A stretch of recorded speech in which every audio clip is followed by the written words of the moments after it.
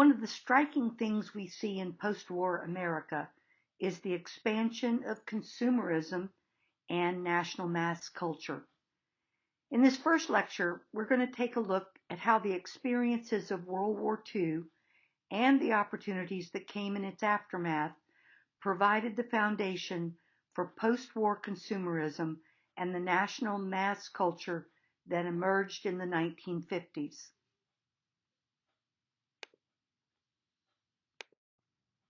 During World War II, the Allies, including the United States, England, France, and Russia, claimed that the war was necessary to stop the territorial expansionism of Germany and Japan, to combat racism, and to provide all peoples with the freedom to choose the form of government that best suited their needs.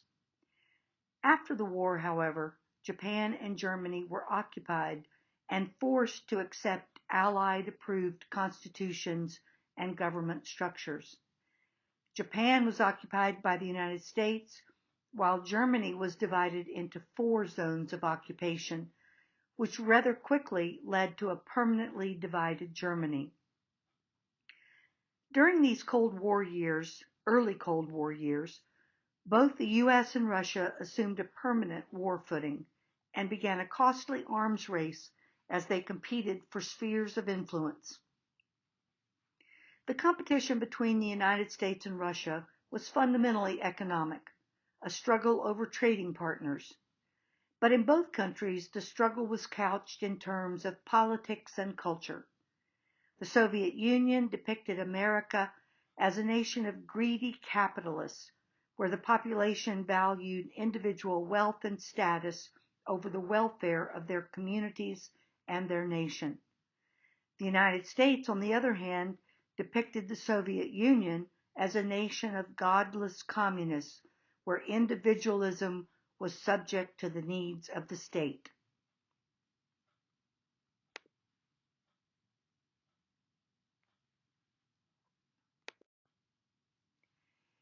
In truth, both superpowers sought to control their populations. The Soviet Union offered economic stability backed up by direct control.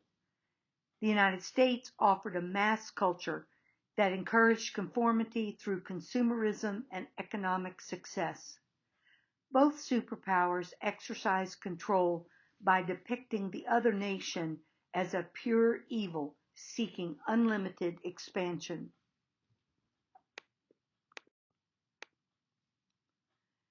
The immediate post-war period in America was one marked by consumerism and opportunity. It was a remarkable period of economic growth and opportunities for entrepreneurship.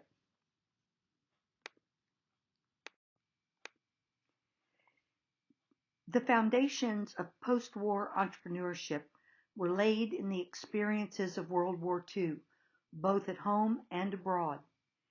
Many GIs came home with new skills, new ways of doing things, and new ideas about what society could and should look like.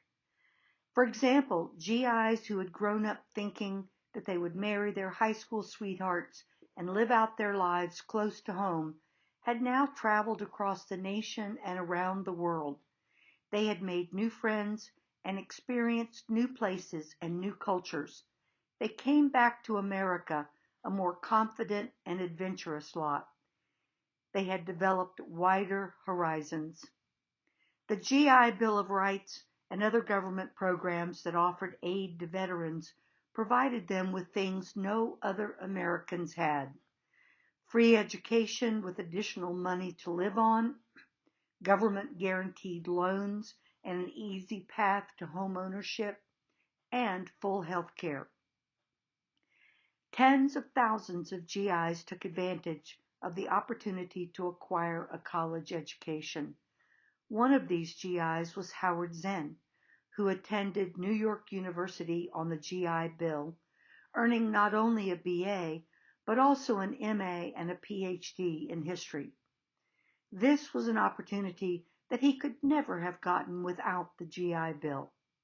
I suspect that if you ask your family, You will hear stories of some of your own relatives who used elements of the GI Bill to good benefit after the war.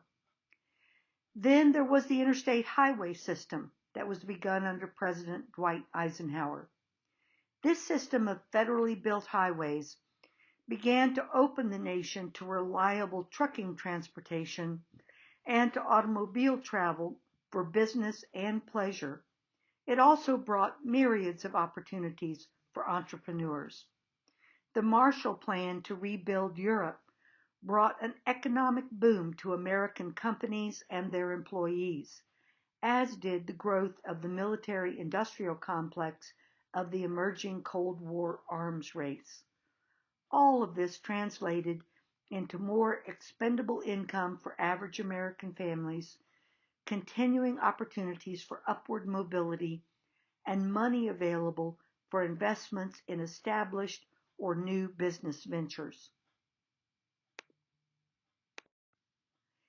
In the next 3 lectures, we're going to look at 3 entrepreneurs of the post-war period.